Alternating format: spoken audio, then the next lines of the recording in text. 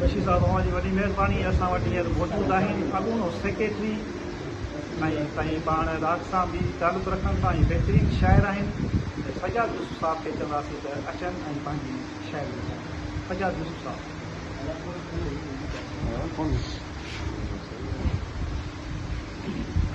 साईं सिंधी अदबी संगत शाख दादूअ जी साल 2026 जी पहिरीं दस्तूरी गॾिजाणी आहे। मां सेक्रेटरी साहब खे इन जी पूरी टीम खे मुबारकबाद पेश कयां थो, छो त हीअ अॼोकी गॾिजाणी पंहिंजे भरपूर कामयाबी तरफ़ वञे पई। दोस्तनि जो शुमार बि तमामु घणो आहे। वक़्त जी नज़ाकत खे ॾिसंदे टाइम जी पाबंदी कई वई आहे। सो असां मुख़्तसरी मां हिते वेठे वेठे हिकिड़े गज़ल जा चंद बंद लिखिया आहिनि। सदर साहब जी साईं अर्ज़ु आहे त हिकिड़ो ॾुख थो मारे हिकिड़ो जियारे थो, हिकिड़ो ॾुख थो मारे हिकिड़ो जियारे थो, पाण अकेला हू ख़ुशियुनि में घारे थो।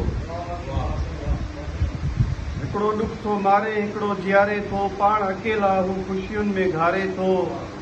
ऐं ॾेरनि मारी फेरोज़ां जो पीउ पोड़ो, ॾेरनि मारी फेरोज़ां जो पीउ पोड़ो, अॼु बि धीअ लाइ कोसा ॻोड़ा हारे थो।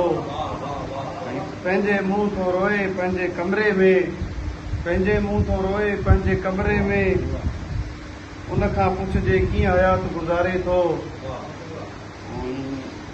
हूअं बि पंहिंजो जीवन कहिड़ो जीवन आहे, हूअं बि पंहिंजो जीवन कहिड़ो जीवन आहे, हेखल आहियूं सूर अंदर खे ॻारे थो। हिकिड़ो ॾुख थो मारे हिकिड़ो जियारे थो। महिरबानी।